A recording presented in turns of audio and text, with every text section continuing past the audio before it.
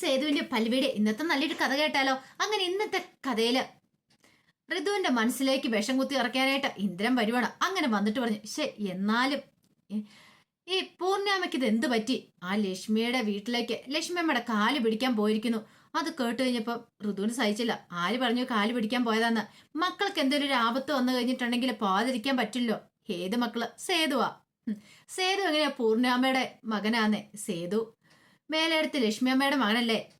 ഇത് കേട്ടപ്പോ ഋതുവിനാകപ്പാടെ ദേഷ്യമായി. ഋതു പറഞ്ഞു, വെറുതെ ചിത്തെ പ്രശ്നം ഉണ്ടാക്കാൻ നീ നിൽക്കണ്ട. ഞാൻ പറഞ്ഞ സത്യമായിട്ടുള്ള കാര്യമാ. അല്ല, ഈ പറയുന്ന സേതുവിന്റെ അമ്മ ലക്ഷ്മി അമ്മ ഉണ്ടല്ലോ, അവരാണ് ശരിക്കും ഈ വീടിന്റെ അധികാരി എന്ന് പറഞ്ഞ അത് നിനക്ക് അറിയാൻ പാടില്ലേ?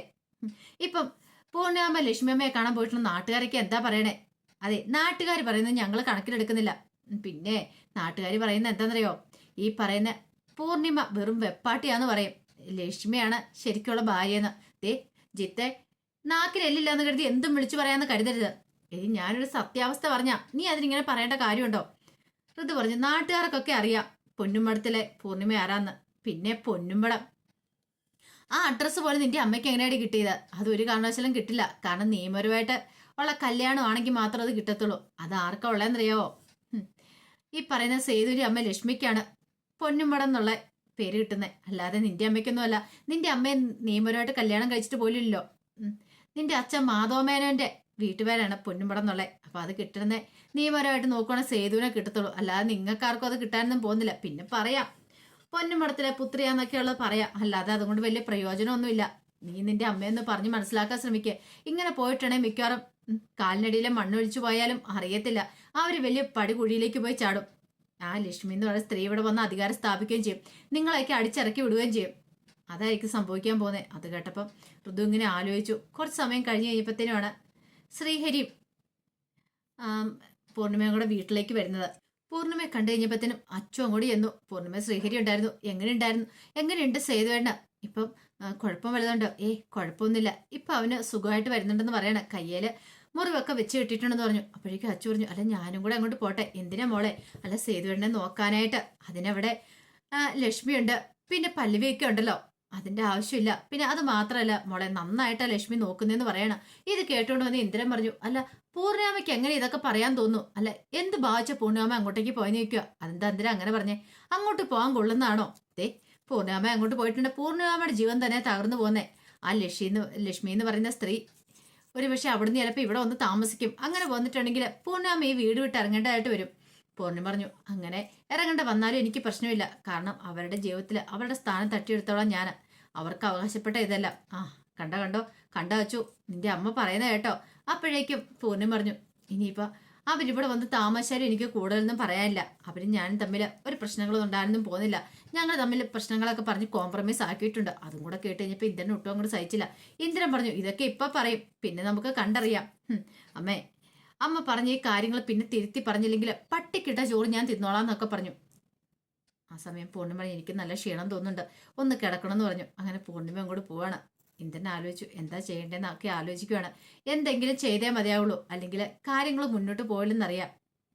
പൂർണ്ണിമ പോയി കഴിഞ്ഞപ്പോഴത്തേനും പ്രതാപം പറഞ്ഞു, അച്ചു ഋതു നിങ്ങളോടായിട്ടൊരു കാര്യം പറയാം. കാരണം എന്റെ ചേച്ചിക്ക് ബുദ്ധിയും ബോധമൊന്നുമില്ല. പക്ഷെ നിങ്ങൾ അങ്ങനെ ചെയ്യരുത്. അറിയാലോ, ആ ലക്ഷ്മി എന്ന് പറയുന്ന സ്ത്രീ ഇവിടെ കയറി താമസിച്ചിട്ടുണ്ടെങ്കിൽ പിന്നെ ബാക്കി എല്ലാവരും പുറത്താണ്ട് വരും. അതൊക്കെ ആലോചിച്ചും കണ്ടും വേണം ഒരു കാര്യങ്ങളൊക്കെ തീരുമാനിക്കാനായിട്ട് എന്നൊക്കെ പറഞ്ഞിട്ട് പ്രതാപനും അങ്ങോട്ടേക്ക് കയറിപ്പോയി. ഇതേ സമയം പല്ലവി ലക്ഷ്മിനെ എവിടെയെങ്കിലും നോക്കിയിട്ട് കണ്ടില്ല. നേരെ സേതുവിന്റെ അടുത്തേക്ക് വന്നു. സേതുവേട്ടാ അമ്മയെ കാണുന്നില്ലെന്ന് പറയണം. അമ്മയെ ബാത്റൂമിൽ അവിടെ ഇവിടെ കാണും, അല്ലെ അടുക്കളയിൽ കാണും. അവിടെ ഒന്നുമില്ല. അവിടെയൊക്കെ ഞാൻ നോക്കി. പിന്നെ അമ്മ ഇത് എവിടെ പോവാനാ? അറിയില്ല സേതുവേട്ടാന്നൊക്കെ പറഞ്ഞിട്ട് അവരവിടെയൊക്കെ അന്വേഷിക്കുകയാണ്. ആ സമയം ലക്ഷ്മി അമ്മ നേരെ മേലെടുത്ത് വീട്ടിലേക്കാണ് വരുന്നേ. അങ്ങനെ ഗേറ്റ് തുറന്ന് അകത്തേക്ക് വരുമ്പോ അവിടേക്ക് ശൈലജ ഇറങ്ങി വരുവാണ്. ശൈലജ കണ്ടു കഴിഞ്ഞപ്പോ തന്നെ ലക്ഷ്മി പറഞ്ഞു, എവിടെ നിന്റെ ഏട്ടൻ? എവിടെ? നിന്റെ ചേട്ടനെ വിളിക്കാൻ പറയണ.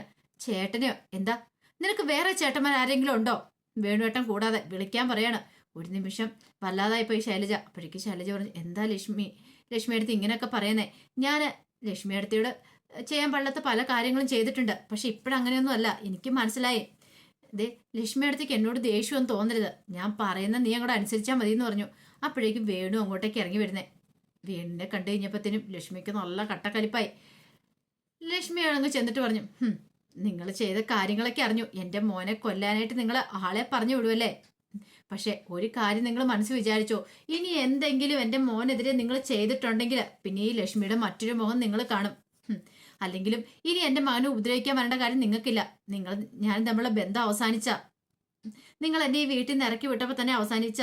എനിക്കൊരു പ്രതീക്ഷ ഉണ്ടായിരുന്നു, എന്തെങ്കിലും ഒരു ദിവസം നിങ്ങൾ കാര്യങ്ങളൊക്കെ മനസ്സിലാക്കി എന്നെ കൂട്ടാൻ വരും, എനിക്കൊരു ജീവിതം ഉണ്ടാകുന്ന. പക്ഷെ ഇപ്പോഴെനിക്ക് ആ മോഹമില്ല.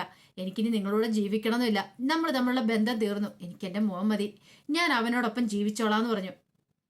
ഇത് കേട്ട് കഴിഞ്ഞപ്പത്തിന് വേണു പറഞ്ഞു, ലക്ഷ്മി വേണ്ട, നിങ്ങളങ്ങനെ ഞാൻ വിളിക്കുക പോലും വേണ്ട. പിന്നെ നിങ്ങൾ എന്തിൻ്റെ പേരിലാണ് എന്നെ കുറ്റപ്പെടുത്തിക്കൊണ്ടിരിക്കുന്നത്? ഞാൻ നിങ്ങളോട് പഴയ കാര്യങ്ങളൊന്നും പറഞ്ഞില്ലെന്നോ? പഴയ ഒരു ജീവിതം എനിക്കുണ്ടായിരുന്നു, ആ ജീവിതത്തെക്കുറിച്ച് പറഞ്ഞില്ലെന്നോ ഓർത്തിട്ടാണോ? അങ്ങനെയാണെങ്കിൽ ഞാനല്ല ഇതിനകത്തെ പ്രതി. നിങ്ങളുടെ അമ്മ മായാവതിയാണ്. നിങ്ങളുടെ അമ്മയാണ് അതിന് കാരണക്കാരി. അത്ര മാത്രം അറിഞ്ഞാൽ മതി. കൂടുതലൊന്നും എനിക്ക് പറയാനായിട്ട് താല്പര്യമില്ലെന്ന് പറഞ്ഞു. ഇനി മേലാല് എൻ്റെ മോൻ്റെയോ നേരിൻ്റെ അടുത്ത് പോലും നിങ്ങൾ കണ്ടേക്കരുത്.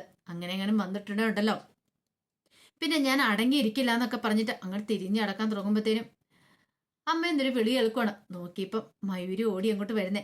മയൂരി ഓടി വന്നിട്ട് ലക്ഷ്മിയമ്മയെ കെട്ടിപ്പിടിക്കണം അമ്മയെന്ന് പറഞ്ഞുകൊണ്ട് ലക്ഷ്മിയമ്മയ്ക്ക് ഭയങ്കര സങ്കടമായിപ്പോയി. മോളുടെ മുന്നിൽ ലക്ഷ്മിയമ്മ വല്ലാതെ പതറിപ്പോയി.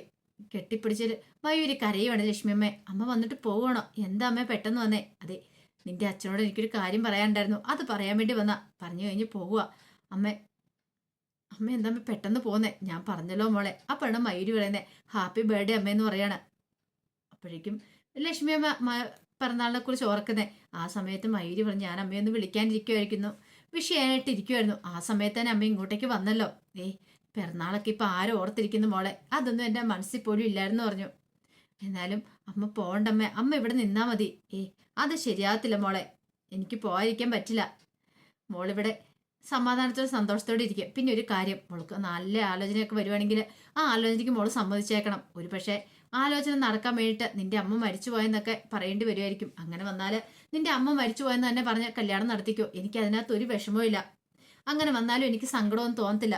നീ എവിടെയാണ് സന്തോഷമായിട്ടിരുന്നാൽ മാത്രം മതി. അങ്ങനെയൊക്കെ പറഞ്ഞ് മയൂരി ഉപദേശിക്കണം. മയൂരി പറഞ്ഞ് ഇങ്ങനെയൊന്നും പറയല്ല അമ്മ എന്നൊക്കെ പറയാണ്. മോള് ധൈര്യമായിട്ട് പൊയ്ക്കോ എന്നൊക്കെ പറഞ്ഞുകൊണ്ട് ലക്ഷ്മിയമ്മ ഇങ്ങ് തിരിഞ്ഞു നടക്കുവാണ്. ആ സമയത്ത് എന്ത് ചെയ്യണമെന്ന് അറിയത്തില്ല, അത് വേണു നിൽക്കുക. വേണിൻ്റെ അടുത്തുണ്ട് ശൈലജ പറഞ്ഞു, അതെ വെട്ടിമുറിക്കാനായിട്ട് എളുപ്പമാണ് ബന്ധം, പക്ഷെ വെട്ടിമുറിച്ച അതുകൊണ്ട് തീർന്നു. പിന്നെ ആ പിന്നാലെ പോയി ശല്യം ചെയ്യരുത്, അവരെ ഉപദ്രവിക്കാതിരിക്കണം എന്നും പറഞ്ഞ് ദേഷ്യത്തിൽ പറഞ്ഞിട്ട് കയറി പോവാണ്. ശൈലജയ്ക്ക് ഇപ്പൊ ലക്ഷ്മിയമ്മയോട് ഒരു സിമ്പതിയും കാര്യങ്ങളൊക്കെ ഉണ്ട്. താൻ ചെയ്ത് കൂട്ടിയതരം തെറ്റാണോന്നൊരു ചിന്തയൊക്കെ ഉണ്ട്. ആ സമയം മയൂരി രൂക്ഷമായിട്ടൊന്ന് നോക്കുവാണ് വേണുവിനെ. പിന്നീട് മയൂരി അങ്ങോട്ട് കയറിപ്പോയി. ഒരു ഒറ്റപ്പെട്ട ഫീല് വേണുവിന് തോന്നുന്നുണ്ട്. ഇതേ സമയം ലക്ഷ്മിയമ്മയെ കാണാതെ വല്ലാത്തൊരവസ്ഥയിലായിരുന്നു സേതു. പലവയൊക്കെ ഏതില്ലേ പോയെന്നറിയത്തില്ല, ഫോണൊന്നും കയ്യിലില്ലല്ലോ. കുറച്ച് കഴിഞ്ഞപ്പോഴത്തേനും മയൂരിയുടെ കോള് വരുവാണ്. മയൂരി കോള് വിളിച്ച് കഴിഞ്ഞപ്പോഴത്തേനും പല്ലവി ചേച്ചി എന്താ മോളേന്ന് ചോദിക്കുകയാണ്. അല്ല എന്താ പല്ലവി ചേച്ചി അമ്മ എങ്ങനെയെന്ന് ചോദിക്കുകയാണ്. അമ്മ എങ്ങനെ ഒന്നും മനസ്സിലായില്ല. അമ്മ ഇവിടെ വന്നിട്ട് എന്തൊക്കെയോ പറയുന്നത് കേട്ടു അച്ഛനോടും അപ്പച്ചിയോടും. അവിടെ വന്നെന്നോ? എന്റെ ദൈവമേ, ഇപ്പോഴാ ഒരു സമാധാനമായത്. ലക്ഷ്മി അമ്മയെ കണ്ടില്ല, എവിടെ പോയെന്നറിയത്തില്ല, ഞങ്ങൾ ആകെപ്പാ ടെൻഷൻ അടിച്ചിരിക്കുമായിരുന്നു. അതേ ചേച്ചി ഇവിടെ വന്നായിരുന്നു, വന്നിട്ട് അവരോട് എന്തോ സംസാരിച്ചിട്ട് പോയെന്ന് പറയണം. പോയ അങ്ങോട്ട് അതിനെക്കുറിച്ചൊന്നും അറിയത്തില്ല, അങ്ങോട്ടൊക്കെയാണോന്നും അറിയത്തില്ല. പിന്നെ ഇന്ന് അമ്മയുടെ പിറന്നാളായിരുന്നു. പിറന്നാളാ? അതെ, അമ്മയുടെ പിറന്നാളായിരുന്നു. ഇന്ന് വരെ ഒരു പിറന്നാളും ആഘോഷിക്കാതിരുന്നിട്ടില്ല. ആദ്യമായിട്ടാണ്. അമ്മയുടെ മുഖത്ത് വലിയൊരു സങ്കടം ഉണ്ടായിരുന്നു. എന്താന്ന് ഞാൻ ചോദിച്ചിട്ട് അമ്മ കൂടുതലായിട്ടൊന്നും പറഞ്ഞിട്ടില്ല. അമ്മ വളരെ സങ്കടത്തോട് കൂടിയിട്ടാ ഇവിടുന്ന് പോയത്. ഞങ്ങൾക്ക് നല്ല ടെൻഷൻ ഉണ്ട് ചേച്ചി, എന്താ ഏതാന്നും അറിയത്തില്ല, എനിക്ക് എന്ത് ചെയ്യണേന്ന് അറിയത്തില്ല. പിന്നെ അമ്മ മരിച്ചു പോയെന്ന് പറഞ്ഞേക്കാനൊക്കെ എന്നോട് പറഞ്ഞു. എൻ്റെ കല്യാണം നടക്കട്ടെ എന്നൊക്കെ പറഞ്ഞിട്ടാ പോയത്, എനിക്ക് പേടിയാവുന്നുണ്ടെന്നൊക്കെ പറയണം. അതും പറഞ്ഞ് മയൂരി കരഞ്ഞു കഴിഞ്ഞപ്പോൾ പല്ലവി പറഞ്ഞു, മോള് വിഷമിക്കേണ്ട, മോള് ധൈര്യമായിട്ടിരിക്കുക, ഞാൻ പറയുന്ന പോലെ മോളെല്ലാം അനുസരിച്ചാൽ മതിയെന്ന് പറഞ്ഞിട്ട് മയൂരിയോട് പല്ലവി കുറെ കാര്യങ്ങൾ പറയണം. അതെന്താന്ന് പറയുന്നില്ല, ഫോണിൽ കൂടെ ഇങ്ങനെ പറഞ്ഞുകൊണ്ടിരിക്കുന്നേ ഉള്ളൂ. കുറെ സമയം കഴിഞ്ഞിട്ട് മയൂരി ആശ്വസിപ്പിച്ചു. ഇപ്പം മോൾക്ക് സമാധാനമായല്ലോ അല്ലേന്ന് ചോദിക്കുകയാണ്. അപ്പോഴേക്കും മയൂരി കണ്ണൊക്കെ തുടയ്ക്കുവാണ്. അപ്പൊ എന്തോ കാര്യമായിട്ട് പല്ലവി പറഞ്ഞിട്ടുണ്ട്, ആ ഒരു പ്ലാനാണ് അടുത്ത അവരുടെ. അപ്പൊ അതിന്റെ വിശേഷങ്ങളൊക്കെ ഇന്ന് കാണുന്നത്. ഇതിന്റെ ബാക്കി വിശേഷങ്ങളുമായിട്ട് വൈകുന്നേരത്തെ കഥയെ വരാട്ടോ. അപ്പം മറക്കാതെ എല്ലാവരും കയറി കാണാൻ ശ്രമിക്കണേ. ഒരിക്കൽ കൂടി എല്ലാവർക്കും ശുഭദിനം നേർന്നുകൊണ്ട് നിർത്തുന്നു. നന്ദി.